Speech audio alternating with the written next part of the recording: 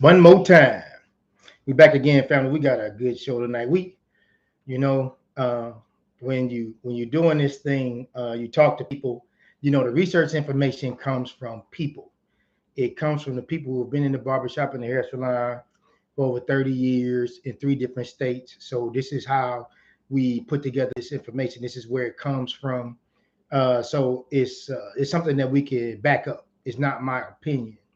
So I was having an in-depth conversation today not long ago. It was just really recent, and it's when I talk to men, they're going through the same thing. They say that the woman is not listening. I was going through the same thing myself, so I had to figure out how can I put myself in a position to where the woman can listen and I can understand her, and the communication will not be lost in the translation. So depending on the age, the different generations, we have different complications. When a man is talking to his woman, we were not taught how to be the man. First of all, how to lead the woman by her nature. We're taught to lead by the societal standards. The female, I'm gonna say, excuse me, y'all. If you go back to the Clipperton Chronicles, what is a man? What is a woman? These are titles.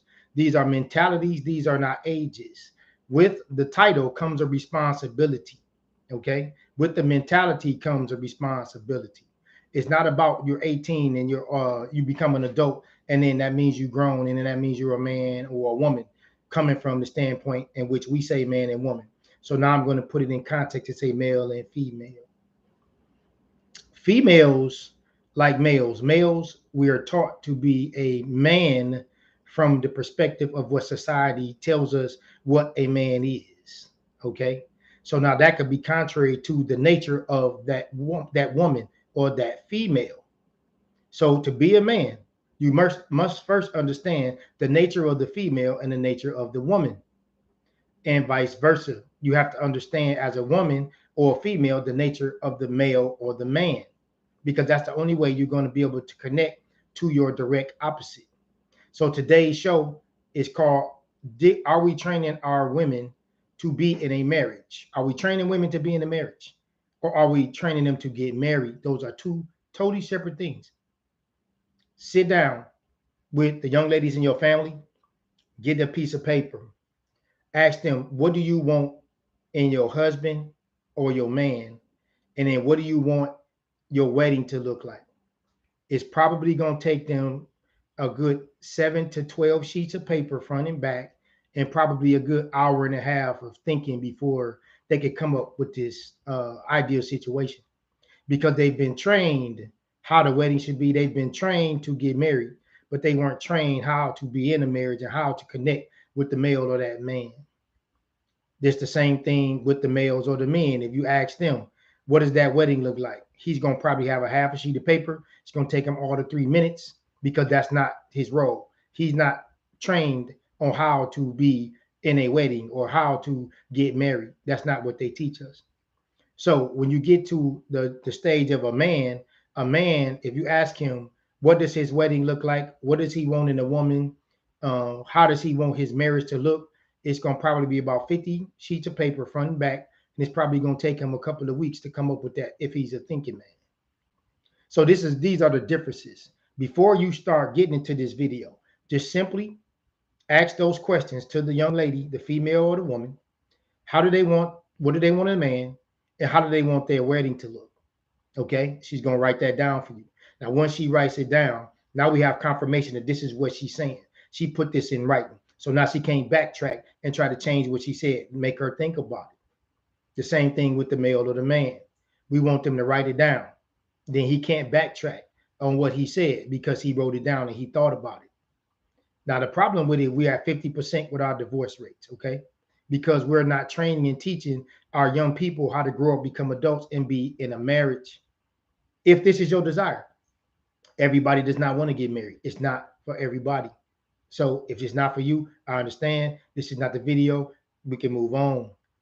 But if you desire to be married, if you want that spouse, if you want that happy longevity relationship, it's going to take you years of training so that you can get that right, so that you can be suitable enough to get with your direct opposite and live that long life in a marriage. It's going to take you to be in a communal thinking group of people who are marriage minded, if that's what you desire. It's going to take a group of peers that you need to sit around in a circle who are your age, if that's what you desire. It's going to take a group of elders to also counsel you, if that's what you desire. So if you want to make it, if you want a healthy, long, strong relationship, your marriage, you have to be trained in how to do this. This is going to be one of the hardest jobs that you'll ever have in your life, is to get with your opposite, uh, the opposite sex, get with your opposite energy, and then go forth in a healthy relationship if you do not have understanding of their core nature. It's not about the surface superficial. It's not about a ring. It's not about where you live. It's not about how much money you have. It's not about how many kids that you bring forth. It's not about your lifestyle. It's about you and that person being cohesive, having that peace and that connectivity in your relationship. So that training is very intense. And you can do that in many different ways. There are many different religions that I have to deal with, whether they be Muslim, if they're Christian, or if they're atheists, if it's Christian, if it's a Mormon, if whatever have you, Buddhist. They all have the same fundamental principles in general. It's about connectivity. It's about socialism. It's about being like-minded. It's about having the same path and the same destination. They all share that, no matter what they believe in. So when you engaging in that marriage, you have to have those basic fundamentals. So when I was having this conversation with the person today, it changed the show. I was going to do something different today, but I know that called my attention because throughout the years, in the 30 years that I have been dealing with men, I've been consistently seeing this pattern. I've been consistently hearing this cycle. It's like the woman is not listening, because the woman was trained to get married. She wasn't trained to be in a marriage. Now we know today, looking at society, women are trained to be independent. I talk about it a lot. If we have over 230 videos now, ladies, you can go back. Sis, you want your master's, your PhD, your bachelor's, go get your money, do your thing. Hey, be independent, take care of yourself until that man comes along, if that's what you choose. But if not, then you could be independent and just do your thing. But understand that there's going to be a lifestyle and a consequence for the choices that you make. Just like the woman that get married, there's going to be a lifestyle and there are going to be pros and cons and consequences to her decision as well. So if you desire marriage, talking to men and women, I'm telling you, hands down, get with somebody who have some tools and skills and resources that can help you put this together. So I just want to keep this one short. We want y'all to take this. We want you to test this. We want you to try this. Take it to the barbershop or take it to the hair salon. Take it to the job or take it to the church. Remember, you don't have to like it, believe it, or understand it. Sometimes you just have to respect it. This is the Clipper Dome Chronicles. Thank you.